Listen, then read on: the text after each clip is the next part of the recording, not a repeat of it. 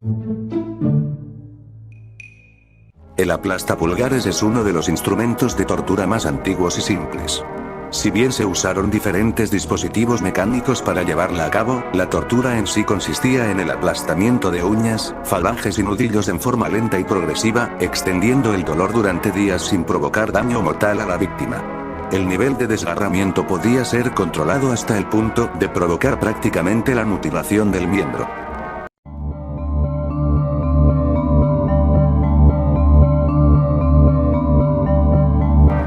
Era un instrumento usual con el cual se castigaba una larga lista de infracciones menores, en la búsqueda de brujas o para silenciar a una mujer. Se trataba de un artilugio antiguamente utilizado en toda Inglaterra y Escocia para el castigo de las llamadas mujeres regañonas. Se introducía en la boca un trozo de brida, que se presionaba sobre la lengua como una compresa o se utilizaba para levantar la lengua y colocarla plana sobre el paladar del portador. Esto impedía que hablara y provocaba muchos efectos secundarios desagradables, como salivación excesiva y fatiga en la boca. Algunas de estas mutilaban permanentemente la lengua con púas afiladas y hojas cortantes.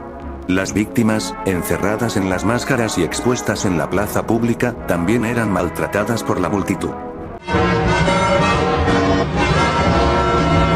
La falanga o falca es un método de tortura y una pena corporal.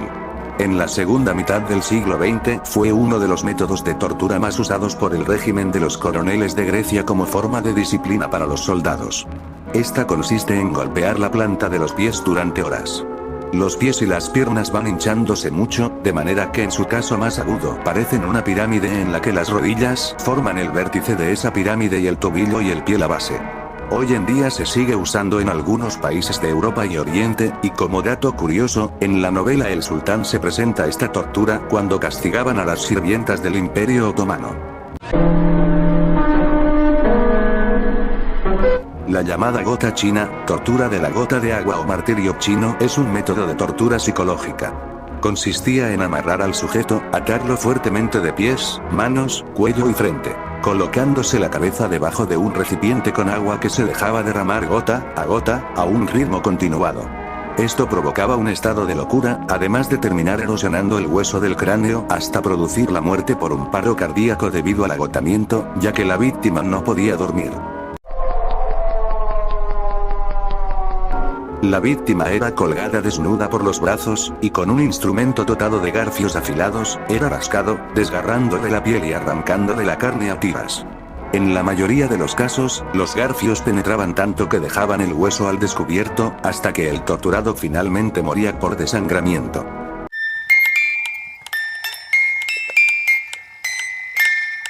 La cigüeña, en sí, es un aparato hecho de hierro que sujetaba al condenado por el cuello, manos y tobillos, y lo sometía a una posición incómoda que provocaba calambres en los músculos rectales y abdominales, y a las pocas horas de todo el cuerpo.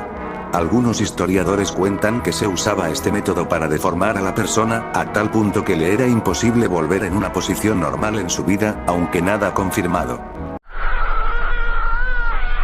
El objetivo de este instrumento era inutilizar las rodillas de la víctima. Tenía dos lados llenos de púas, cuya cantidad dependía del tipo de delito cometido. Al colocar el artilugio en las rodillas, se giraban los tornillos para que las púas rompiesen primero la piel, y después los huesos. Esta herramienta de tortura también se usaba en codos, brazos y piernas. El garrote vil, o garrote, fue una máquina utilizada para aplicar la pena capital, comúnmente utilizada por la Inquisición española o por el Tribunal de la Inquisición.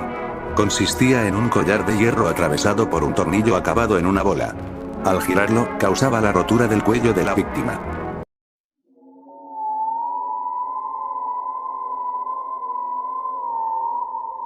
La pera de la angustia era un instrumento de tortura que consistía en un objeto metálico con forma de pera que era introducido en la boca, vagina o ano de la víctima. Una vez en el interior de la cavidad elegida, se abría, produciendo numerosos desgarros.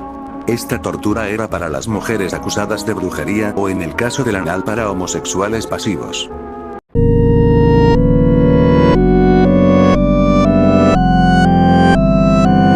Hay ocasiones en las que una máquina no puede hacer el trabajo de un animal. Esto debieron pensar los torturadores del pasado cuando decidieron emplear ratas en sus sesiones, ya que, como se sabe, las ratas tienen unos dientes sumamente fuertes, a tal grado de que pueden romper tuberías de agua con sus dientes. Una técnica habitual era colocar una olla boca abajo llena de ratas sobre el estómago del prisionero y calentarla para que las ratas intentaran abrirse paso y escapar a través de las tripas de la víctima. Otra, muy común en series y películas, era el llamado casco de rata, una pieza metálica que se colocaba en la cabeza de la víctima y en la que se metían ratas hambrientas para que le mordieran la cara.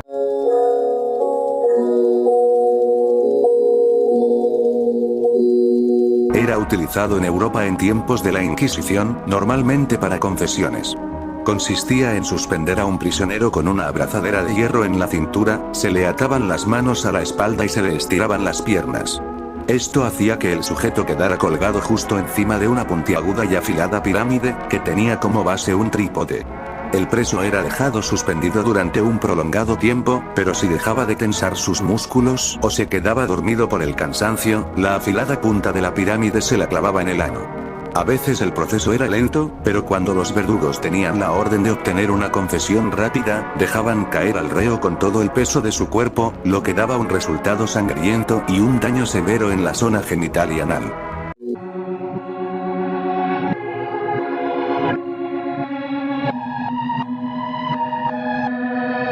El caballo de madera, chevalet, o burro español era un dispositivo de tortura medieval extremadamente doloroso y horrible. Primero fue utilizado por la Santa Inquisición en Francia y luego en España y Alemania, y luego migró a las Américas. El delincuente sería montado sobre el caballo, con pesas en los tobillos y las manos atadas a la espalda. Se esperaba que mantuvieran esta posición durante horas, a veces días, causándole un terrible dolor y una severa herida en la zona genital y anal, y finalmente la muerte por desangramiento. Según el delito cometido, los pesos que le ponían a la víctima en los tobillos variaban y a consecuencia de eso la vida del condenado se podría alargar más y más.